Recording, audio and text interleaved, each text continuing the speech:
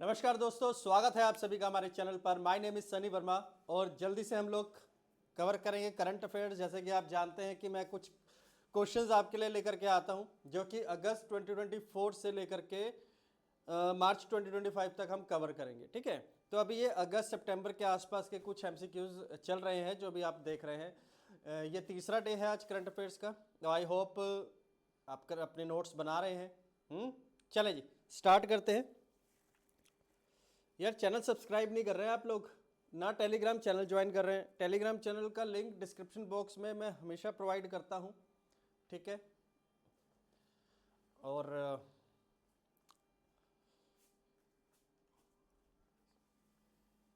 इस लिंक को मैं कहाँ शेयर करूं ताकि आप सभी को मिल जाए। हैं? मैं कुछ करता हूं व्यवस्था इसकी। ठीक है, ये लिंक को मैं शेयर करता हूं टीम अर्पित पर। तो आप जुड़े हुए हैं टेलीग्राम चैनल पर, सो टीम अर्पित टेलीग्राम चैनल पर इसको शेयर करता हूं। और कार्तिकेय चौधरी सीडीएस के नाम से होगा, कार्तिक चौधरी सीडीएस के नाम से ये ग्रुप। ठीक है, इसको आपने ज्वाइन जरूर करना है। चले जी, back to the topic. MCQs कर रहे हैं, फटाफट से देखेंगे। सीडीएस लेवल के हैं, सिविल सर्विसेज लेवल के एमसीक्यूज है ये। तो क्या कह रहा है कि which of the following could help countries out of the middle income trap. पहली बात तो ये समझ लीजिए कि मिडिल इनकम ट्रैप क्या है। मिडिल इनकम ट्रैप का जो जिक्र है वो किया है वर्ल्ड बैंक ने। किसने किया है जी? वर्ल्ड बैंक ने। कहाँ किया है? उसकी एक रिपोर्ट में। क्या रिपोर्ट है? World bank report 2024। ठीक है, इसके अंदर इसने वर्ल्ड बैंक ने बोला है कि सिर्फ 36 कंट्रीज जो हैं वो हाई इनकम ग्रुप में एंटर कर पाई है। बाकी 103 के आसपास कंट्री है, 103 या 104 मोस्ट प्रोबली। ये कंट्री जो है ये मिडिल इनकम ट्रैप में फंस गई है। मिडिल इनकम ट्रैप में फंस गई है मतलब इन्होंने इंफ्रास्ट्रक्चर बिल्ड करने के लिए पैसा लिया, वर्ल्ड बैंक से लिया, आईएमएफ से लिया, एडीबी से लिया, कहीं से भी उनको जो फॉरेन बोरोइंग होती है वहाँ से उन्होंने पैसे लिए और उन्होंने उसको खर्च किया, इन्वेस्ट किया। बट कहीं ना कहीं वो एक इनकम्प्लीट प्लान था। इंफ्रास्ट्रक्चर बनाया लेकिन मार्केट के ऊपर काम नहीं किया, मार्केट के ऊपर काम किया तो इंफ्रास्ट्रक्चर के ऊपर काम नहीं किया, एडुकेशन के ऊपर काम नहीं किया, इनोवेशन के ऊपर काम नहीं किया, बायलैटरल रिलेशंस पे काम नहीं किया, रोड कनेक्टिविटी पे काम नहीं किया, जॉब जनरेशन पे काम नहीं किया। तो कहीं ना कहीं कोई लूप होल रह गया इनका। तो ये कंट्रीज एक ट्रैप में फंस गई। ठीक है, इसको बोला जाता है मिडिल इनकम ट्रैप। अब वर्ल्ड बैंक ने सजेस्ट भी किया है कि थ्री आईज जो होती है ना, आई थ्री के नाम से उसने कुछ सजेस्ट भी किया है। उसके अंदर एक आई तो हुआ आपका इनोवेशन, दूसरा आई हुआ आपका इंफ्रास्ट्रक्चर और तीसरा आई हुआ इंक्लूजन। लोगों को जोड़ो अपने साथ। ठीक है, तो आई 3 इनोवेशन, इंफ्रास्ट्रक्चर, इंक्लूजन, ये इसने सजेस्ट किया है कि अगर ये अभी भी ये कंट्रीज इंप्लीमेंट कर लेंगे तो उनका कुछ लेवल रेज होगा, कुछ स्टैंडर्ड रेज होगा। इसने ये भी बोला है वर्ल्ड बैंक ने। ये अमेरिका को कंपेयर करते हैं, अमेरिका का एग्जांपल देते हैं। अमेरिका की जो करेंसी है, जो डॉलर है, यूएस डॉलर, उसका एक स्ट्रॉन्ग कंटेंडर बना के रखा हुआ है इन्होंने, वर्ल्ड बैंक ने, आईएमएफ ने। बिकॉज क्योंकि सारी चीज़ें जो है वो अमेरिका के आसपास घूमनी चाहिए। इसको वर्ल्ड पॉलिटिक्स कहते हैं, आप जानते होंगे इस बात को। है जिसके पास पावर है वही डिसीजन मेकर होता है और जो डिसीजन मेकर होता है वो अपने हित के पहले सोचता है। ठीक है, तो इन्होंने बोला है कि ये कंट्रीज जो है 10% भी स्टैंडर्ड रीच नहीं कर पाई है यूएसए का। बाकी 36 कंट्रीज जो है वो हाई इनकम ग्रुप में एंटर कर गई है।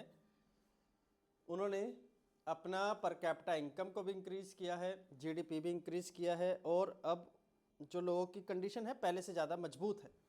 तो यहाँ पर ये कह रहा है कि कौन कौन सी कंट्रीज, मतलब ये जो फैक्टर्स हैं, इन कंट्रीज को हेल्प कर सकती है मिडिल इनकम ट्रैप से बाहर आने के।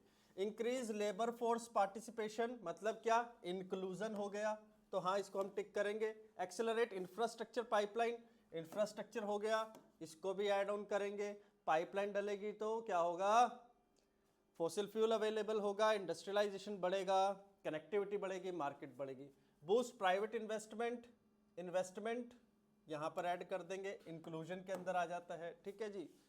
फिर आ जाता है आपका implement structural reforms, innovation, increase capital accumulation, again inclusion, ठीक है जी। तो यहाँ पर ऑल 5 हम यहाँ पर टिक करेंगे, innovation, infrastructure and inclusion. I3 जो दिए हैं, या 3 I's जो वर्ल्ड बैंक ने दिए हैं, उसके रिगार्डिंग ये क्वेश्चन था जी। चलेंगे जी नेक्स्ट वन पे हम आएंगे। विद रेफरेंस टू द पिंगली वेंकैया, कौन थे जी पिंगली वेंकैया? 3 स्टेटमेंट हमारे पास है, न्यूज में क्यों है? बर्थ एनिवर्सरी, क्या है जी? बर्थ एनिवर्सरी, अगस्त में पिंगली वेंकैया जी का बर्थ हुआ था, 1882 के अराउंड, ठीक है जी। He design the Indian national flag on the request of Mahatma Gandhi, statement बिल्कुल सही है।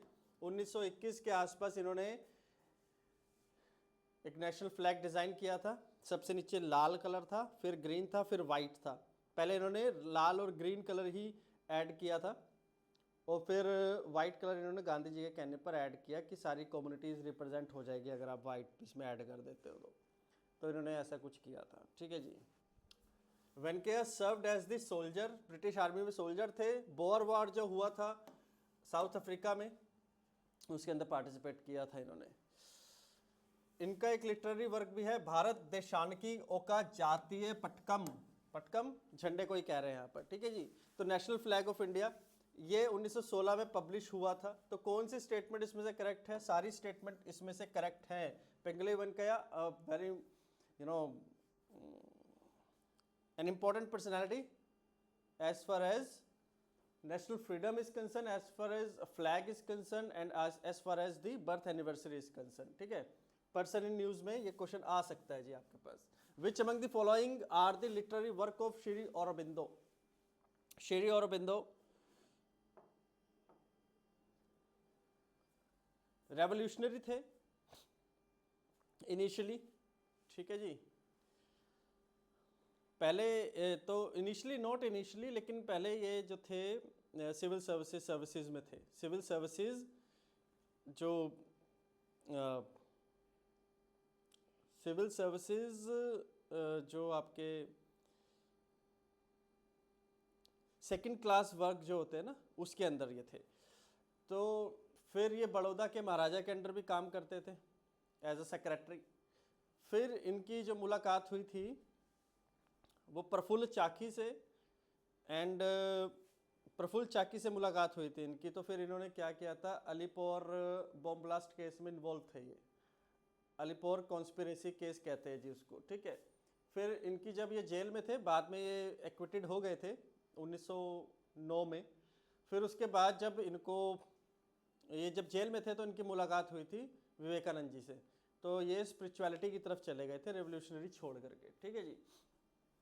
तो श्री औरबिंदो, अब यहाँ पर ये लिटरेरी वर्क पूछ रहे हैं इनका, the life divine and synthesis of yoga, ये 2 मतलब कि 1 और 3 जो है ये ऑप्शन सही रहेगा यहाँ पर। Arctic home of the Vedas and Shrimad Bhagavad Gita Rahasya, आपको याद होगा जब हिस्ट्री पढ़ते हैं तो आर्यंस कहाँ से आए थे? तो सेंट्रल एशिया से आए थे या आर्कटिक रीजन से आए थे, इस बात को एक इंडियन ने भी रखा था, तिलक जी ने, ठीक है। तो ये Arctic home of the Vedas Tilak ji का लिखा हुआ है। श्रीमद् भागवत गीता रहस्य, ये उन्होंने मंडलई जेल में लिखा था। मंडलई जेल में थे ना जब ये, वो तब उन्होंने लिखा था, तिलक जी ने लिखा था। ये दोनों वर्क जो है वो बाल गंगाधर तिलक जी के हैं। Consider the following statement regarding the World Trade Organization, WTO। WTO के एक चेयर इंडिया में बनी है मध्य प्रदेश में, और वहाँ पर जो इंटरनेशनल लेबर लॉ होते हैं, इंटरनेशनल लॉ जो होते हैं उसके ऊपर स्टडीज़ की जाती है, उसके ऊपर सेमिनार्स होते हैं, उसके ऊपर कुछ लेक्चर्स वगैरह वहाँ पे दिए जाते हैं। ठीक है जी, इस वजह से न्यूज़ में है इंडिया के पॉइंट ऑफ व्यू से। ठीक है, ओडिशा में भी एक चेयर है, मध्य प्रदेश में भी एक चेयर है। Now as far as WTO concern, जरा देखते हैं इसकी बात क्या है। WTO जो है वो एक मेंबर ड्रिवन, ऑब्वियसली मेंबर्स हैं इसके अंदर, और census based intergovernmental organization है, मतलब कि यहाँ पर सर्व सहमति से डिसीजन लिए जाते हैं regarding the trade and tariffs. ठीक है जी। It officially began operations in January 1, 1995 according to the in accordance with the 1994 Marrakesh agreement. एक एग्रीमेंट साइन हुआ था मार्केश एग्रीमेंट 1944 में, सॉरी 1994 में, 1994 में, और फिर उसके बाद से WTO जो था उसने काम करना स्टार्ट किया था। ठीक है जी। इससे पहले ये गैट कहलाता था। जितने भी टैरिफ्स हैं, जितने भी टैक्स हैं, जितना भी इंटर मतलब क्रॉस बाउंड्री जो ट्रेड होता है उसके ऊपर गैट एक फॉरमोस्ट बॉडी थी, लेकिन अब WTO है। ठीक है जी। दोहा राउंड ऑफ कॉन्फ्रेंसेस भी इसके अंदर आता है, लेकिन मार्केश जो है, मार्केश एग्रीमेंट से ही WTO जो है उसका निर्माण हुआ था। Government use the organization to establish, revise and enforce the rules that govern international trade in cooperation with the United Nations system। जिस प्रकार यूनाइटेड नेशन है आर्ट एंड कल्चर को प्रिजर्व करने की बात करता है, आपकी जो पब्लिक प्रॉपर्टी है उसको प्रिजर्व करने की बात करता है, साथ ही साथ पीस, सिक्योरिटी, इन सब की बात करते हैं। सेम वैसे ही ट्रेड होना चाहिए। अगर कोई कंट्री एक दूसरे का ट्रेड कर रही है तो किन वस्तुओं पर, किन प्रोडक्ट पर वो ट्रेड लगेगा, वो टैरिफ्स लगेगा, कितना टैक्स होगा उसके ऊपर, और मार्केट कंपटीशन कैसा होगा, इंटरनेशनल कंपटीशन किस लेवल का होगा। ऐसा तो नहीं कि एक कंट्री सिर्फ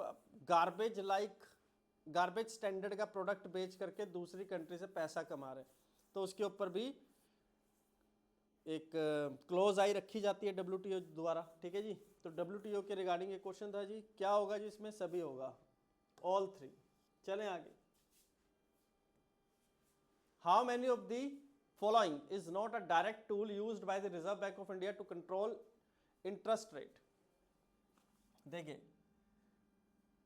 एक होती है करेंसी, क्या हो गया, बस रिकॉर्ड करके आ रहा हूं। ठीक है जी। RBI जो है इज अ सेंट्रल बैंक। ठीक है जी। अब सेंट्रल बैंक क्या करता है? फिस्कल पॉलिसी और मॉनेटरी पॉलिसी दोनों को लुक आफ्टर करता है। As far as finance is concern, उसका सर्कुलेशन कैसा होगा? उस सर्कुलेशन के अंदर कभी महंगाई हो जाती है, अगर इन्फ्लेशन होता है तो उस इन्फ्लेशन को कंट्रोल किस प्रकार से किया जाता है? मनी सर्कुलेशन को रोक करके, to after controlling the money flow. ठीक है जी। अब इस मनी फ्लो को आप जानिए। पहले तो है RBI के पास एक करेंसी, फिर वो जाती है बैंक्स के पास, बैंक्स के बाद वो पहुंचती है पब्लिक के पास। ठीक है। पब्लिक अपना पैसा बैंक में रखता है, और बैंक को कितना पैसा रखने की परमिशन है ये कंट्रोल RBI करता है। ठीक है। ये 2 चैनल है, ऊपर से नीचे, नीचे से ऊपर चलेगा। डन। अब यहाँ पर देखिए कि लोगों के पास ज़्यादा पैसे होंगे तो ज़्यादा खर्च करेंगे, ज़्यादा खर्च करेंगे तो डिमांड बढ़ेगी, डिमांड बढ़ेगी तो सप्लाई भी बढ़ेगी, क्योंकि ज़्यादा रॉ मटेरियल चाहिए होगा, ज़्यादा मटेरियल चाहिए होगा, ज़्यादा लेबर चाहिए होगा, ज़्यादा उसके ऊपर एक्सपेंस आएगा, तो महंगी हो जाएगी चीज़, तो इन्फ्लेशन बढ़ेगी। ठीक है। इन्फ्लेशन अगर बढ़ गई शॉर्ट टाइम के अंदर, तो RBI क्या करता है? उस पैसे को वापस खींच लेता है, बैंक्स से वापस पैसा ले लेता है। तो रेपो रेट तो वो पैसा है जो RBI बैंक्स को देता है, और उसके ऊपर जो इंटरेस्ट रखता है। ठीक है। तो ये आरबीआई का एक टूल है। कैश रिजर्व रेशियो मैंने आपको बताया, बैंक से वापस पैसा ले लेता है आरबीआई, तो उसके ऊपर भी इंटरेस्ट लगता है इन्फ्लेशन कंट्रोल करने के लिए। और ओपन मार्केट ऑपरेशंस मतलब कि शेयर मार्केट, हालांकि आपको सुनने में अजीब लगेगा सर ये तो सेबी का काम होता है, लेकिन नहीं, आरबीआई ओपन मार्केट ऑपरेशंस करता है इंटरनेशनल लेवल के भी और डोमेस्टिक लेवल के भी। तो ये भी ओपन मार्केट ऑपरेशंस भी, share market and bonds sale and purchase, ये भी आरबीआई के एम्बिट में आता है। फॉरेन एक्सचेंज रिजर्व जो है वो उसका एक एसेट है, वो इन्फ्लेशन को कंट्रोल करने के लिए या इंटरेस्ट रेट ऊपर नीचे करने के लिए इस्तेमाल नहीं होता। वो इंडिया का एसेट है, इंडिया का इकोनॉमी का क्या स्टैंड है वो यहाँ से पता लगता है। इसको खर्च नहीं किया जाता बल्कि इसको मेंटेन किया जाता है जी, ठीक है। इसके साथ किसी प्रकार की छेड़खानी नहीं होती। तो हम 1 2 3 को ही यहाँ पर बोलेंगे, मतलब कि ओनली 3, ठीक है जी, only 3। Repo rate, cash reserve ratio, cash reserve ratio मैंने थोड़ा उल्टा बोल दिया, सॉरी, ठीक है जी, मैंने यहाँ पर रिवर्स रेपो रेट बोल दिया, हालांकि मैं तो देख रहा हूँ सामने, फिर मैंने रिवर्स रेपो रेट इसको बोल दिया। कैश रिजर्व रेशियो, बैंक कितना पैसा अपने पास रखेगा, ठीक है जी, और कितना उसको आगे पब्लिक को लोन के फॉर्म में देने का परमिशन है, ये भी आरबीआई कंट्रोल करता है, ठीक है जी। और आरबीआई कुछ सिक्योरिटी अपने पास भी रखता है बैंक्स की, ऐसे ही नहीं बैंक का लाइसेंस मिल जाता, ठीक है। यहाँ पे मेरे पढ़ने में थोड़ी दिक्कत हो गई थी, सॉरी चलिए जी, ठीक है, हालांकि ऑप्शन सही है बिल्कुल 1 2 3, कोई दिक्कत परेशानी नहीं है इसमें। चलें, consider the following pair. Biligiri Rangaswamy temple tiger reserve Karnataka में है क्या? हाँ जी, कर्नाटका में है। हुलोन गापर गिब्बॉन वाइल्ड लाइफ सेंचुरी तमिलनाडु में है? नहीं जी, ये असम में है। कहाँ पर है? असम में। और पापीकोंडा नेशनल पार्क असम में है? जी नहीं, ये आंध्र प्रदेश में है, ठीक है। तो 2 ऑप्शन तो गलत निकल गए, एक ही सही निकला है, ओनली 1। क्यों है ये न्यूज़ में, क्यों हम इसके ऊपर चर्चा कर रहे हैं? टाइगर पॉपुलेशन जो है वो एक जगह पर रुक गई है, कोई इंक्रीज नहीं देखा जा रहा है इसमें, बल्कि डिक्लाइन हो गई है कुछ हद तक, कुछ परसेंटेज। वाई? जितने लोग अब सफारी पर जाते हैं, टूरिस्ट ज़्यादा आ रहे हैं, और शेड्यूल्ड ट्राइब्स की पॉपुलेशन तो कम हो रही है, डिक्लाइन हो रही है। अब इनको रिस्टोर करने की बात की गई है। ज़रूरी नहीं है कि आपके पास फ़ोन है तो आप हमेशा उससे रील बनाते रहेंगे, रील देखते रहेंगे, कुछ ढंग का काम नहीं करेंगे, सिर्फ इन्हीं कामों पर लगे रहेंगे। ज़्यादा से ज़्यादा गालियाँ जो आजकल सोशल मीडिया पर हम लोग सुन लेते हैं, आम सी हो गई है और उसी को सुन करके मौज मस्ती करते रहेंगे। यही स्टैंडर्ड सेट कर रहे हैं आज के यूथ और आज के इन्फ्लुएंसर्स। शेम ऑन देम, ठीक है जी। तो टूरिज्म का मतलब ये नहीं है कि आप शेड्यूल्ड ट्राइब्स की पॉपुलेशन कम कर देंगे और वाइल्ड लाइफ जो है उनको अपना मनोरंजन का साधन बना लेंगे।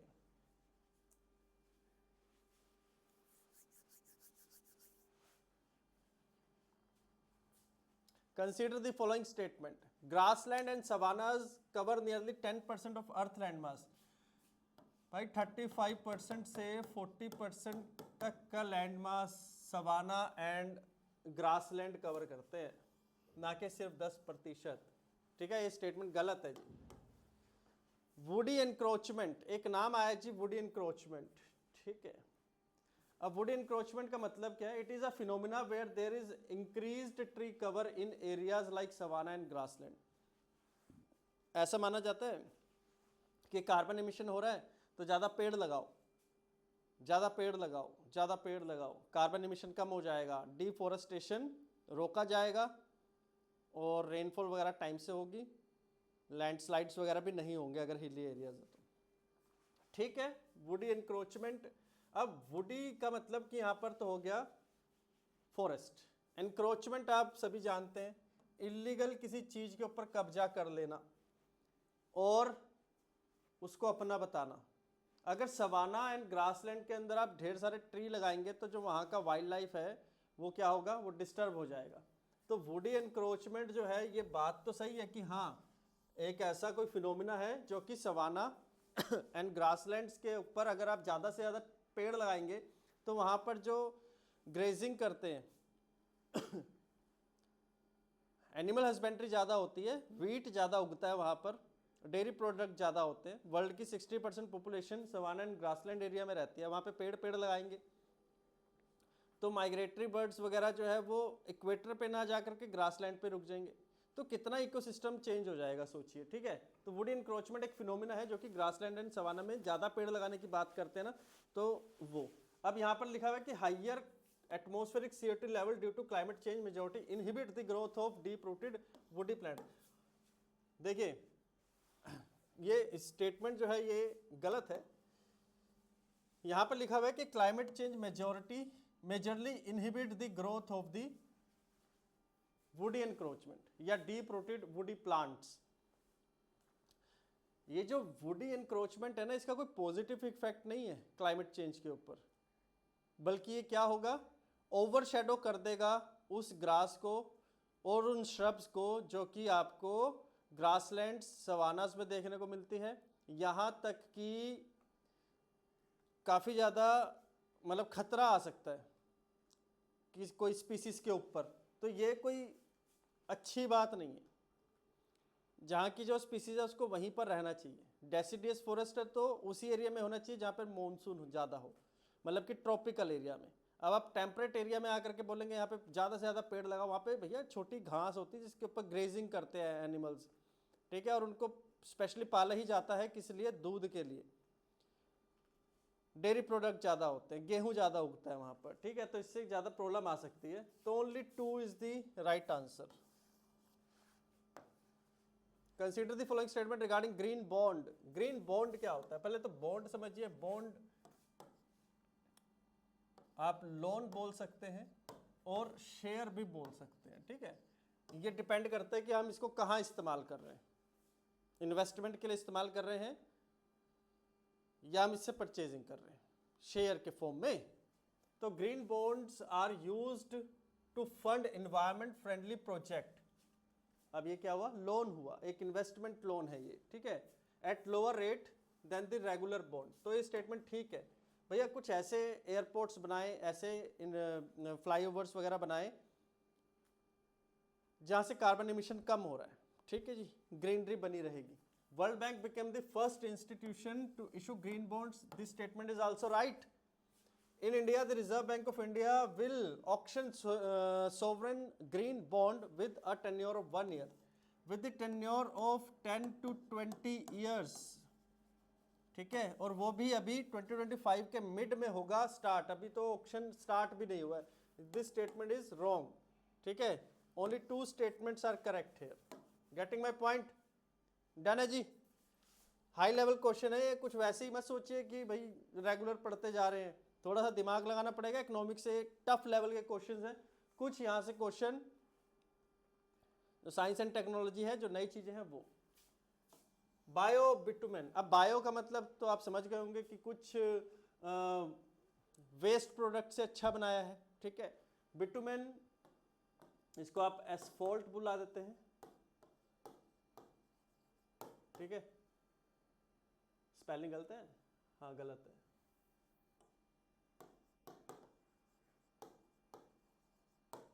ठीक है, वाटरप्रूफ होता है, सड़कों के ऊपर वो तार बिछाई जाती है ना, उसी को बोलते हैं जी वाटरप्रूफ है, हाई विस्कियस है, ठीक है। तो बायो बिटुमेन क्या क्या मतलब है कि जरूरी नहीं है कि पेट्रोलियम प्रोडक्ट के बाद ही अपने को बिटुमेन मिले, बायो बिटुमेन भी बना सकते हैं। किस प्रकार बनता है ये देखिए। Bio bitumen is derived from paddy straw, बात सही है।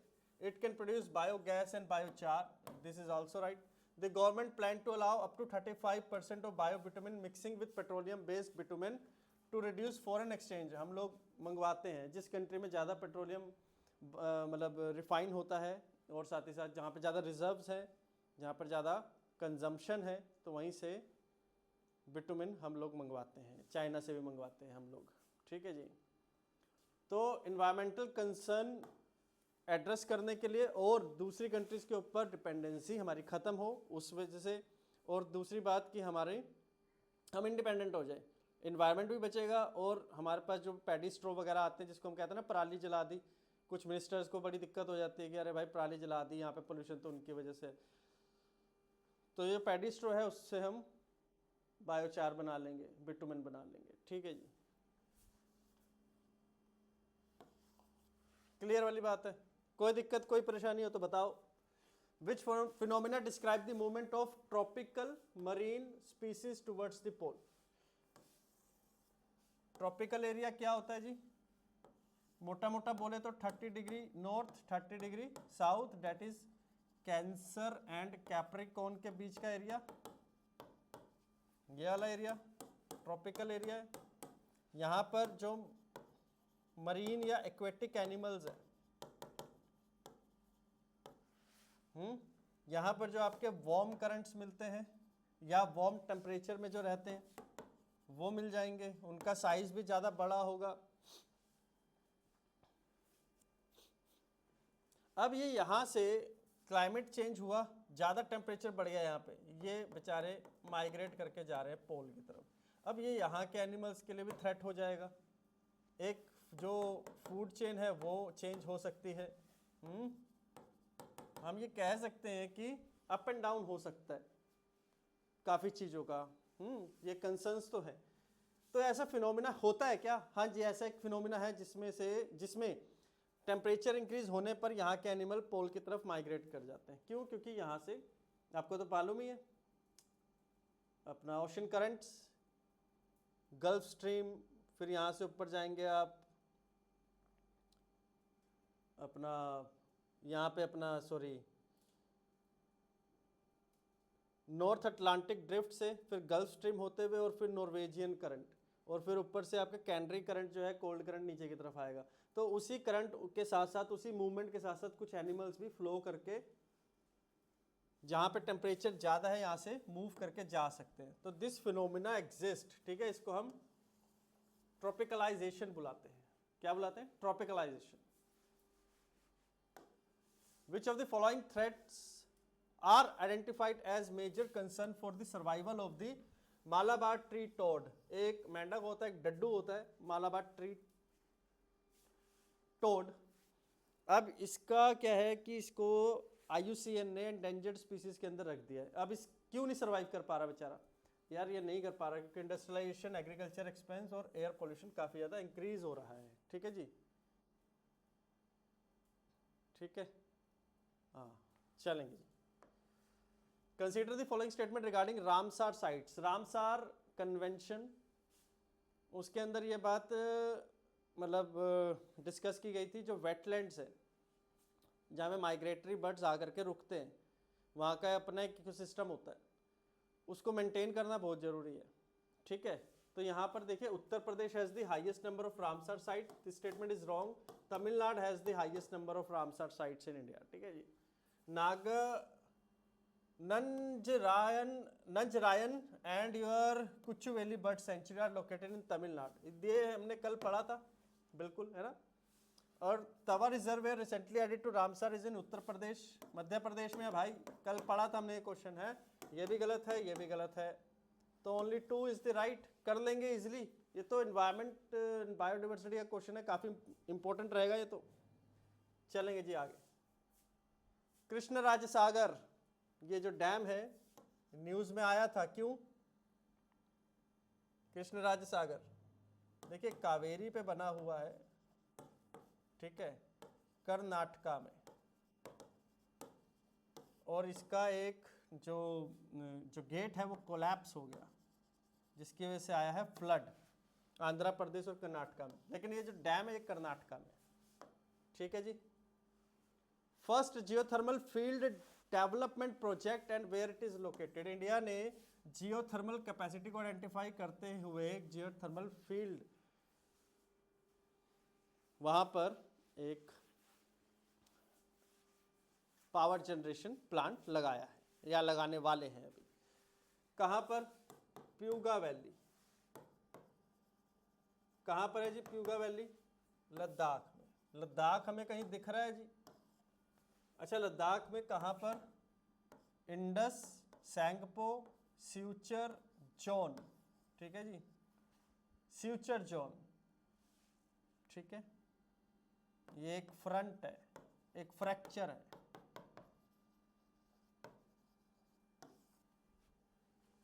तो ये लद्दाख में दिख रहा है, कर देंगे जी इसको डन, और आंसर हो गया हमारा solve. Last but not least, why is the Wainganga Nalganga river linking project significant for the Maharashtra? Maharashtra का ईस्टर्न साइड,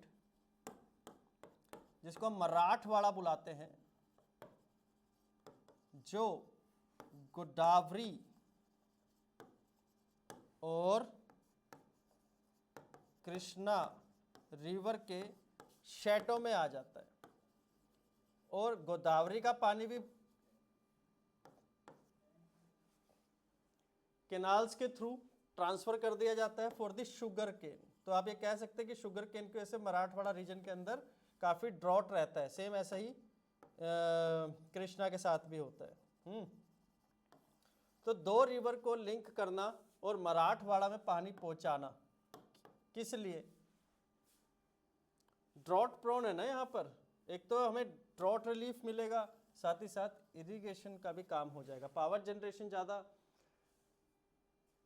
टारगेट नहीं है, इरिगेशन है, साथ ही साथ ड्रिंकिंग वाटर सप्लाई है, एंड ड्रॉट प्रोन लिखा है तो पानी जाएगा, तो ऑब्वियसली ड्रिंकिंग वाटर सप्लाई होगी, पानी की समस्या कम होगी। ठीक है जी, so that's all for today. Thank you so much for thank you so much for watching this session, और प्लीज़ लाइक कर दीजिए इसको, शेयर कर देता हूं मैं आप सभी के साथ टेलीग्राम चैनल पर। टेलीग्राम चैनल के लिए मैंने आपको बोला कि टीम अर्पित पर सबसे पहले आप जुड़िए, ठीक है। वहां पर मैं आपको टेलीग्राम चैनल का लिंक भी प्रोवाइड करता हूं, साथ ही साथ इस वीडियो का लिंक भी, ठीक है, और पीडीएफ्स भी प्रोवाइड करता हूं जितनी भी पेंडिंग है अभी तक की। मिलते रहेंगे आपसे डेली बेसिस पर। आप लोग रखिए अपना ध्यान, साथ ही साथ करते रहिए पढ़ाई, खुश रहिए, आबाद रहिए। जय हिंद, जय भारत।